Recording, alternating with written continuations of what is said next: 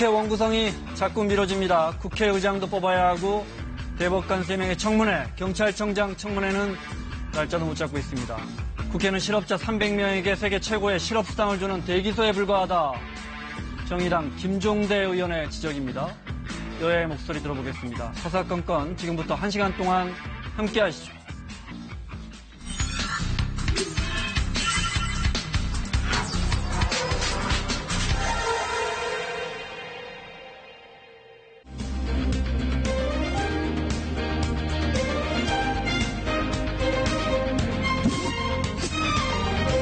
저는 자랑스런 민주당 전당대회 당대표 출마를 말씀드리려 이 자리에 섰습니다.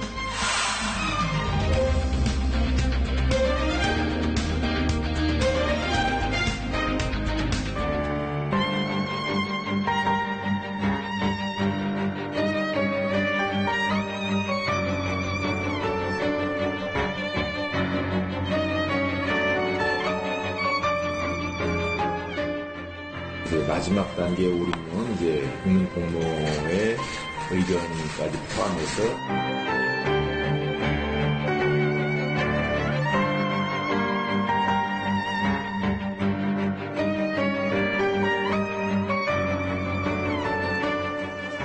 자, 사사건건 맡은 저는 KBS의 김원장 기자입니다. 오늘 또 수도권 내리 4선 민주당의 안민석 의원 그리고 강원도의힘 3선의 자유한국당 황영철 의원 자리했습니다. 두 분 어서 오십시오. 네, 반갑습니다.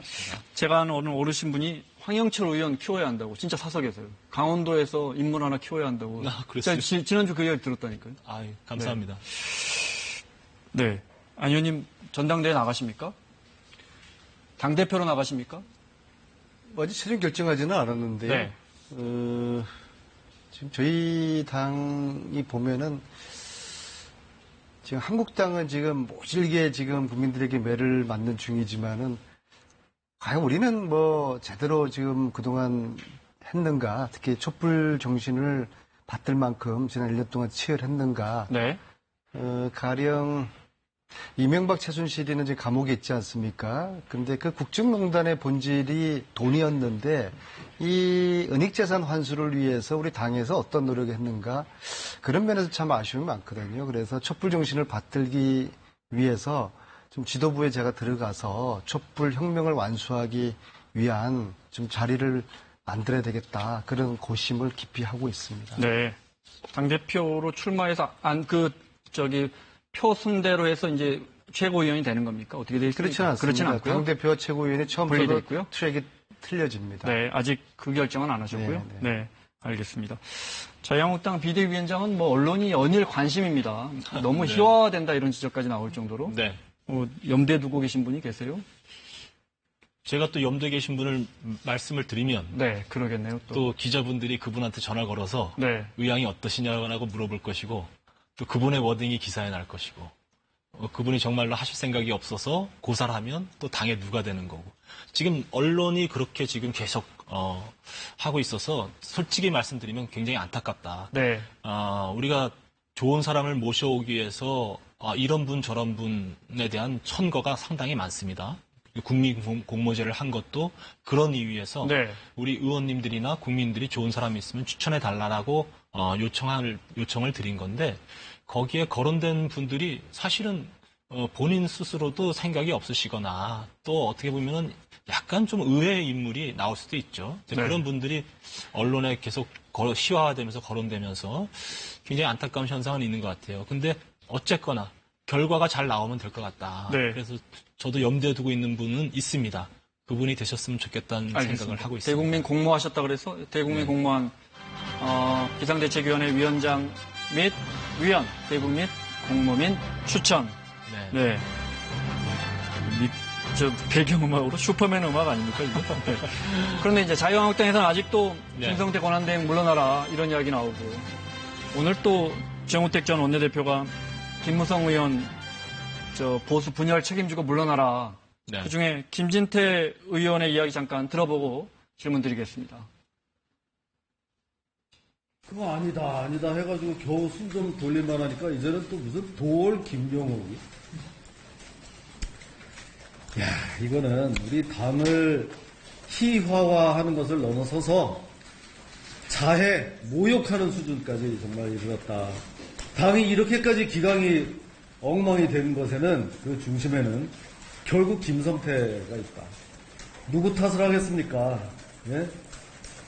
선거에 그렇게 지고 와가지고 우리가 적폐 세력이라는 걸 인정하고 다 무릎 꿇고 반성하자고 하는데요.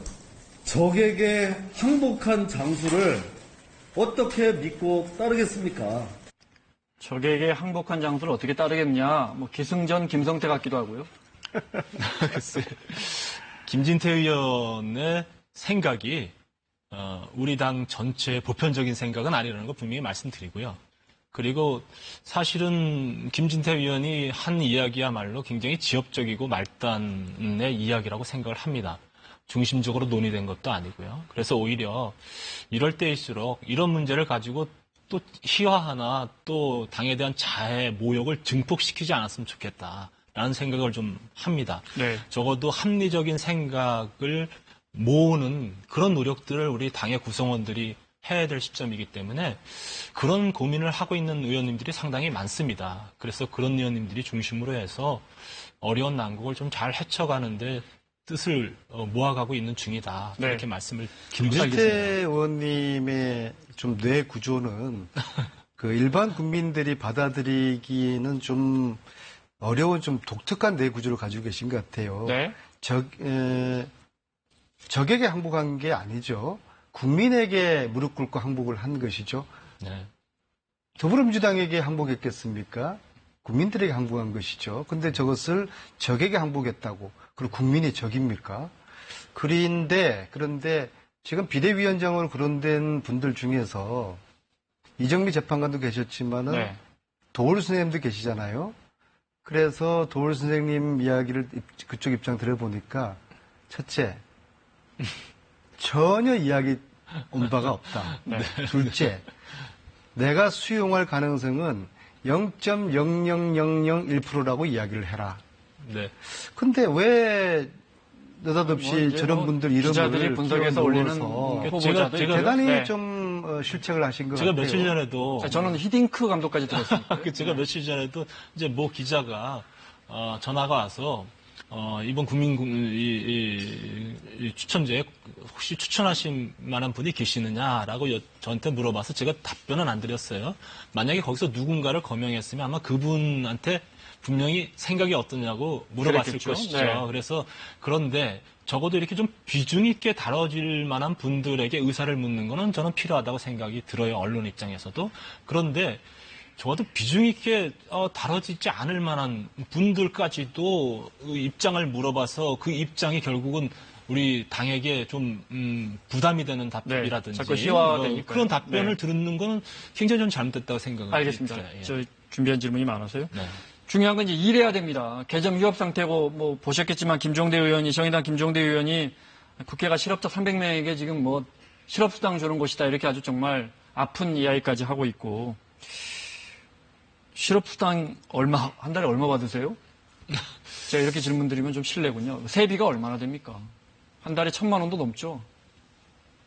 근데 김종대 의원 말은 많죠. 네, 많죠. 김종대 의원 말은 겨울에 두터운 옷 입고 상임위에서 일해보고 지금 7월인데 제대로 된 회의 한번 안 해봤다는 거예요. 김종대 의원님이 하신 말씀에 취지는 공감이 가요. 네. 어쨌든 국회가 좀 치열하게 원내에서 일하는 모습을 국민한테 보여줘야 되는데 최근에는 계속 그런 모습을 보이지 못했어요. 제가 그래서 사실은 언제 마지막으로 회의를 했나 상임위에서 네. 회의한 걸 보니까 저는 5월 23일 날 회의를 했더라고요. 네. 5월 23일 날 저희가 드루킹 특검과 관련된 현안 질의를 행정안전위원회에서 했어요. 그러니까 드문드문하게 하고 있는데 전체적으로는 국회가 정상적으로 일을 하지 못하고 있다는 것에 대한 자괴감의 표현이다. 네. 그런 생각이 김종대 듭니다. 의원님의 말씀은 저도 공감하고요. 참 우리 국회의원들이 이제 부끄러운 거죠. 실질적으로 올해 제대로 상임위가 지금 열린 적이 거의 없었던 것 같아요. 보통은 지방선거 앞두고는 네. 좀 느슨하게 운영되는 거는 맞고요. 거기에다가 이 방탄국회가 있었기 때문에 정상적으로 열리지 못했고요. 근데 다 지난 일인데 지방선거 결과가 야당이 이제 참패를 하지 않습니까? 그리고 야당이 그럼 정신을 차려야죠. 그러면은 저희 이제 여당에게 한번 국민의 뜻이 그러하니까 국민들이 당신들에게 힘을 실어줬으니까 한번 당신들이 주도를 한번 해봐라. 힘을 실어줄게. 네. 좀 그런 전향적인 자세가 필요한데 저는 야당이 여전히 저는 이 민심을 제대로 못 읽고 지금 쪽박난 집에 뭐 수저 하나라도 어떻게 가져올까. 상임위 원구성. 이건 뭐 법사위 굳이 가져가려고 해서 뭐합니까? 특히 운영위. 이걸 우리가 당연히 2004년부터 집권 여당에서 가지고 온 건데 운영위조차도 달라고 하는 이거 생떼 쓰는 이런 모습이 근데 여전히 지금 당연히 정신을 못 차리고 네. 있다. 근데 답답하네요. 야당을 너무 모르면 정치가 안 돼요. 그러니까 정말 야당이 이제 힘들고 야당이 어려울 존재는 때인데 하긴 하는 겁니까 지금? 그렇게 모르시면 안 된다는 말씀을 지금 드리는데 네. 또 공격을 하시니까 적어도 이제 저희들도 국민의 이 민심을 대단히 이제 심각하게 받아들이고 있죠. 그래서 지금부터 저희들이 주장했던 것은 원내에서 최선을 다해보자. 이제 그 틀을 만들어보자. 이것이 국민에게 보여줄 수 있는 최선의 방법일 수 있다라는 것을 김성태 원내대표에게 말씀을 드렸고요. 저는 김성태 원내대표가 그래도 당이 혼란스러울 때 중심을 잘 잡았다 이렇게 생각해요. 그런 측면에서 여당과 협상하는 과정에서 여당에게 줄 건 주고 또 그러나 대단히 많은 지형들 우리 이제 대통령도 그렇고 정부 그다음에 지방 권력까지 민주당에게 다 갔는데 적어도 국회에서만큼은 견제 균형을 만들 수 있는 토대를 또 야당에게 주어야 되겠다라는 그 여당의 또 그런 배려가 있어야 된다고 생각을 해요. 이제 그런 측면에서 견제를 네. 명분으로 해서 쓸데없는 발목 잡기를 하니까 지난 1년 동안도 그랬지 않습니까? 국회 운영위원장 한국당이 가지고 있더니 느닷없이 임종석 비서실장 불러가지고 그 망신 주고 알겠습니다. 그게 아무런 게 도움이 안 되는 시간 것이거든요. 때문에 저 말씀 나온 김에 네. 법사위원장이 법안 틀어막고 있으면 본회의 가지도 못하니까 그렇다 치고 그 중요하니까 서로 가지려고 하는 건 알겠는데 운영위원장 가져가면 어떤 게 좋은 건가요? 글쎄 저는 사실은 이제 우리가 운영위원장과 법사위원장이 국회의장단, 의장과 부의장을 제외한 가장 핵심적인 역할을 국회에서 하는 네, 그렇게 그런 알고 이제 있습니다. 보직이기 때문에 저희 야당이 그것을 갖는 것이 국회 견제 균형의 역할에 충실하게 할 수 있는 툴이다 이렇게 생각을 하는데요. 저는 뭐 운영위원장은 여당이 가져도 된다고 생각을 해요. 사실은. 네. 왜냐하면 대체적으로 법사위원장만 예, 야당이 예. 가져간다면 그래서 적어도 의장이 전체적인 의사 일정을 총괄적으로 책임지고 있다면 법사위원장은 의장의 의사 일정에 대해서 어느 정도 체킹할 수 있는 그런 시스템이라고 보거든요. 그 정도는 야당에게 줘야 되지 않을까. 자, 그렇게 생각해요. 정리하죠. 뭐, 그렇고 내일부터 국회 문 열죠. 자, 운영위원장 여당이 가져가고 법사위원장 야당이 가져가고 국회의장이야 뭐 여당 몫인 것 같고요. 대충 그렇게 정리되면 정치라는 되는데. 게 네. 국민들이 힘을 실어준 만큼 네. 책임 정치를 해야 된다고 봅니다. 이번 지방선거에서 나타난 민심에 비추어서 저희들에게 한번 믿고 한번 맡겨줘 보십시오. 법사위원장을 지난 1년 동안 지금 한 10,000건 이상의 이 법안이 쌓여져 있거든요. 대기업의 불공정 행위를 조회하는 공정거래법 지금 통과되지 못하고 있고요. 상가임대차 보호법 통과되지 못하고 있고요. 민생 법안이 무수하게 많이 지금 쌓여져 있습니다. 이게 법사위원장을 야당이 가지고 있으니까 이게 거부권 행사가 되는 겁니다. 최종적인 단계에서 딱 틀어막히니까 이게 법 통과가 안 되는 것이죠. 그래서 네. 지금 달라고 해서 뭐 명분은 균형과 견제 말씀하시지만은 이게 또 앞으로 이게 민생 법안을 통과시키는데 발목 잡기가 우리가 되는 것이거든요. 민주당이 그래서 법사위원장도 주시고 법사위원장 저희들이 한번 가져가야겠다. 잘해 볼게요. 네. 법사위원- 간단히 듣고, 네. 법사위원장이 그렇게 중요하지 않으면 법사위원장을 여당이 가져가시고 국회의장을 야당에게 주시면 그러면 또 나름대로 자, 그건 지금 수레바퀴 잘 맞을 원내수석들이 것 그게 계속 민심이라고 보십니까? 그러니까 민심이라고 민심은 말씀 저희들에게 예. 힘을 다 줬으니까 저희들이 책임 있게 정치를 한번 잘 해볼게요. 그리고 잘할 수 여기 있도록 필요한 감시와 도와드리지 견제를 않겠다는 생각은 아니에요. 아닌데 기본적인 툴은 적어도 균형 있게 맞춰줘야 된다라는 게 저도 그런 생각을 가지고 있고요. 그리고 그 예전에 그 소위 말해서 그 다수당이 독식했던 구조 그 구조로 네. 다시 가져가겠다는 건 과거로 돌아가자는 거잖아요. 알겠습니다. 아닌 자, 것 같아요. 저 준비한 질문이 너무 많은데 저희가 앞으로 나가질 못하네요. 제가 민감한 질문 하나 드릴게요. 질문지에 없는 겁니다. 20대 국회 들어서 대표 법안 발의를 한 건도 안 한 국회의원 김무성 의원, 상임위 출석률 0%인 의원 추미애 의원, 어떻게 생각하십니까? 추미애 대표는 상임위 출석을 한 번도 안 했어요. 이런 거 어떻게 생각하십니까? 국민들이 볼 때는 이해하시기 어려울 겁니다.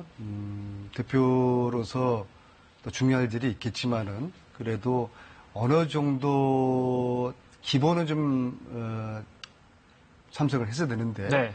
저희들이 국회의원들이 상임위 출석 이거는 이제 국민들이 부여받은 이제 의무인데 이게 0%라는 거에 대해 가지고는 저도 좀 이해를 잘 못하겠더라고요. 그것도 답 좀 해주십시오.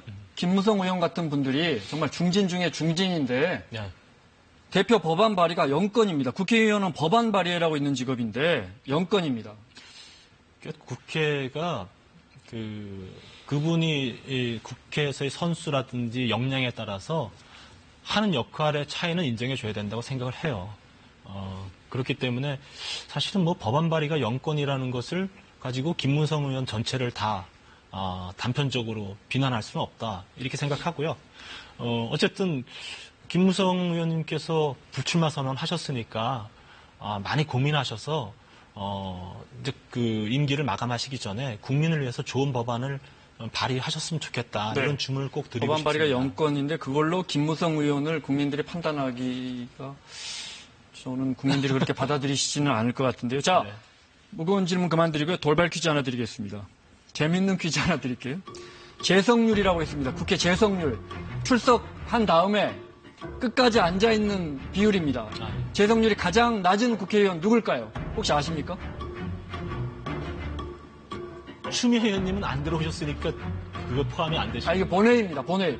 본회의 들어오셔서 출석한 다음에 끝까지 안 앉아있고 슬쩍 나가는데 가장 재석률이 낮은 국회의원 누굴까요? 주로 이제 다선 의원일 텐데요. 네, 모르시는군요. 서청원 의원입니까? 서청원 의원 아닙니다.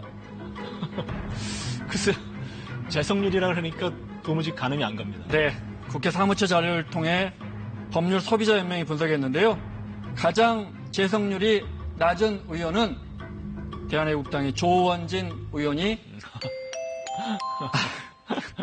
아니 앵커가 답을 말했는데 이게 딩동댕동이네. 22.39%입니다. 자, 원내대표들 장외에서도 지금 원구성 관련돼서 성명쟁이 치열한데 그거 듣고 가겠습니다. 한 달 넘게 입법부 공백을 방치한 국회가 사법부 공백 사태까지 초래해서는 결코 안 될 것입니다. 무엇보다 원구성 협상 타결이 시급합니다. 특정 정당에서 자기가 희망하는 어떤 그런 상임이나 뭘 전제하면은 그 협상은 이루어지지 않습니다. 지난번에는 이제 사실은 야당이 억지를 부린 거죠.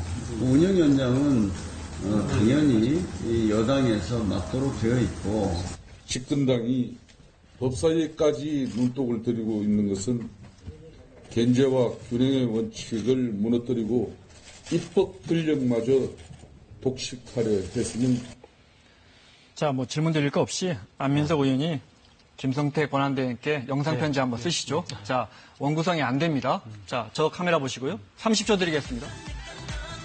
불과 얼마 전에 잘못했습니다. 한숨을 걸고 무릎을 꿇으셨던 김성태 원내대표의 모습이 선합니다.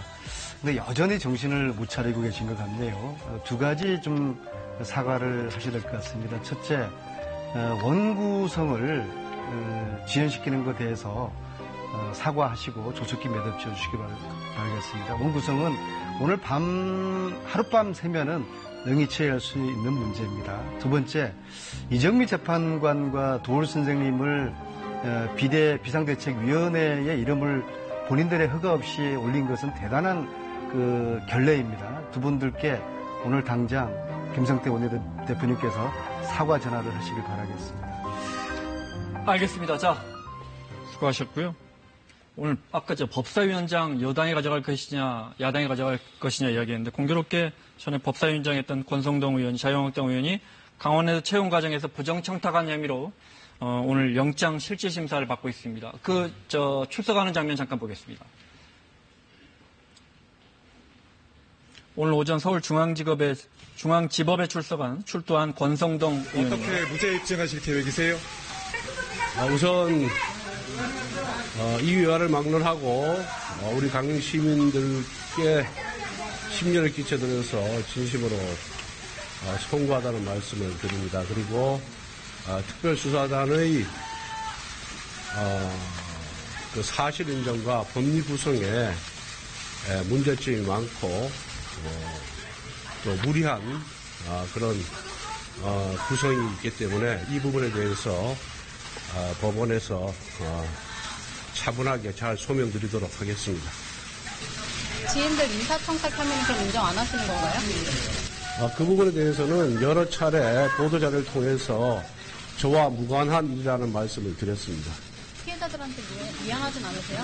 피해자 그런 사실이 없기 때문에 그 부분에 대해서는 더 이상 언급하지 않게. 검찰의 수사 들어가시고 검찰의 수사하는 거 자, 18명이 강원랜드 사회이사와 신입 직원으로 채용되는 과정에서 부정한 청탁을 했다. 들으신 것처럼 권 의원은 그런 이제 완전히 부인했습니다. 네, 이 부분 어떻게 보십니까? 저 인터뷰를 보면서요, 저는 이해할 수가 없습니다. 그 부정인사 청탁을 한 명 했더라도 이것은 중대한 문제거든요. 떨어진 청년들에게는 얼마나 우리 사회가 원망스럽고 좌절되겠습니까? 그런데 이 경우는 한 명도 아니고 10명이 넘는 불법 채용을 했단 말입니다. 그리고 사실은 증거가 넘쳐나고, 근데 왜 지금에서야 실질심사를 받느냐? 저거 역시도 법사위원장이 바로 권성동 의원님이기 때문에 저 수사가 제대로 진행이 못했기 때문이거든요. 그래서 저 문제는 오늘 실질심사를 저는 재판부가 제대로 판단할 거라고 보고요. 왜냐하면 재판부가 지금 국민들 신뢰를 많이 재판거래 했다고 그래가지고 신뢰를 많이 지금 추락하고 있지 않습니까? 그래서 오늘의 영장실질심사 역시 국민들의 기대와 정서에 부합하는 결론이 날 거라고 보고요. 만약 그렇지 않으면은 국민들의 사법부에 대한 신뢰가 완전히 신뢰를 실추하게 될 것입니다. 네, 권 의원. 고교 동창과 지인의 자녀까지 이제 청탁을 통해 입사시켰다는 게 이제 검찰의 입장인데 본인은 부인해요. 네. 일단 권성동 의원이 같은 당이기도 하지만 같은 강원도의 그러시죠? 네. 저와 같은 삼선 의원입니다. 네. 사실은 오늘 아침에 저희가 강원도 국회의원들이 조찬 모임을 하기로 예정이 되어 있었어요. 그래서 제가 이제 전반기 강원도 국회의원 협의회장을 맡고 있는데 후반기를 권성동 의원이 맡기로 이렇게 서로 이제 나름대로 준비가 되어 있었는데 게다가 또 같은 복당파 아니세요? 그래서 많은 부분에서는 저 모습을 보면서 굉장히 좀 안타깝다는 생각이 들고, 뭐 솔직히 저는 인간적으로 권성동 의원 구속영장이 기각됐으면 하는 바람은 솔직히 있습니다. 네. 뭐라고요? 네. 그래서 구속영장이 기각되기를 바라신다고요? 네. 뭐 솔직히 인간적으로 그런 말씀을 의원이 밟지 않는 자기 식구 감싸기 그걸 그런 식으로 말씀을 하시면 저는 안 된다고 봐요. 인간적인 측면입니까? 네, 실질적으로 제가 인간적인 측면을 말씀드리는 거예요. 그래서 어쨌든 재판부에서 엄정하게 판단을 할 거라고 생각하고, 그리고 이 사실은 굉장히 똑같은 국회의원으로서의 같은 고민도 좀 있습니다. 그러니까 우리 강원도의 강원랜드라는 것은 우리 강원도민들이 폐강으로 인해서 어려워진 여러 가지 측면들을 소위 말해서 이 카지노라는 아주 특단의 대책을 세워서 강원도 폐강지를 살려보고자 했고, 네. 그것을 통해서 지역의 인재들을 어느 정도 이렇게 좀 성장시켜보고자 했던 부분들이 있었기 때문에 많은 부분들이 얽혀 있는 사안이라서 어쨌거나 사법부의 판단이 내려질 거라고 보시면 알겠습니다. 많은 부분이 강영철 의원님 답지 않는 말씀이신데요. 네. 이 강원랜드 채용비리 사건은 사상 최악의 채용비리 사건입니다.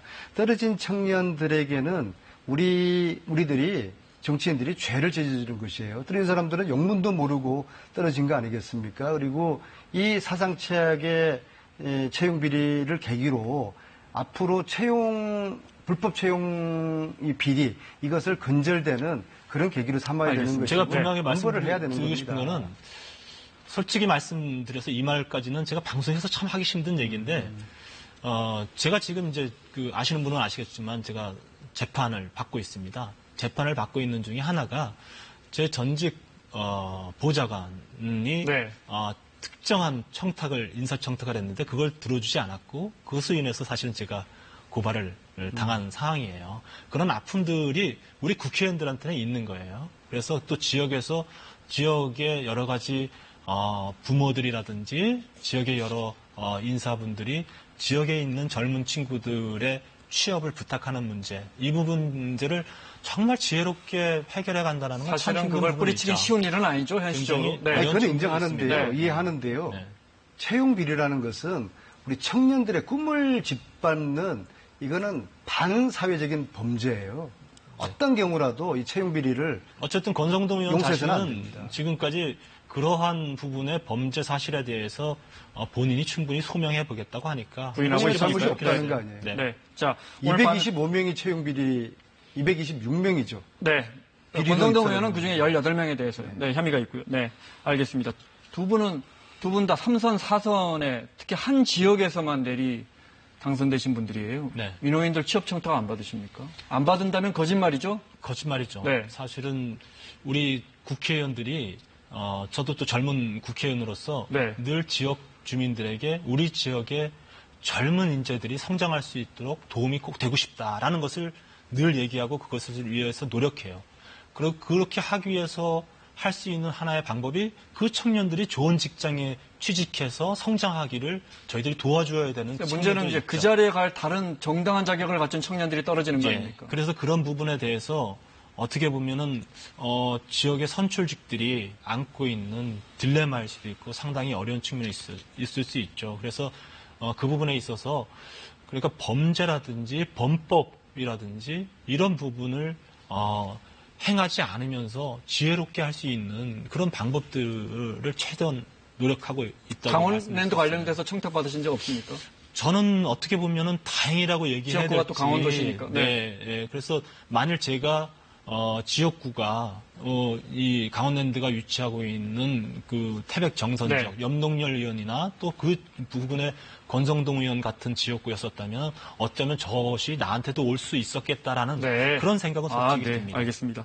안 의원님 혹시 체육계나 승마협회 이런 데서 혹시 아니, 저도 솔직히 답변하세요. 승마협회 이런 데 근데 이제 정치인들이 청탁 없습니까? 이 취업시켜주는 것을 네. 표로 생각을 하게 되면은 무차별 채용을 시켜주거든요.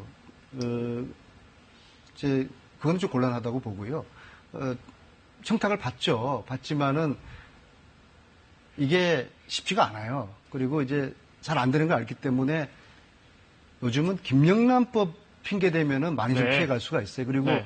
잘 이해를 하고요. 그런데 가끔 실력이 있는데 좋은 기회를 못 찾는 그런 그 취업 청탁 같은 경우에는 합법적인 틀 내에서 정당한 절차 내에서 추천을 과거에 몇 번 했는데 네. 최근에는 김영란법 핑계 대면은 빠져나갈 수 있다. 알았다면서, 예, 네. 예. 그리고 뭐 기본적으로 저는 그러는 편입니다. 알겠습니다. 두 분 솔직한 답변해 주셔서 고맙고요. 마무리하겠습니다. 지금까지 안민석 민주당 의원, 황영철 자유한국당 의원과 함께했습니다. 다음 주에 뵙겠습니다. 고맙습니다.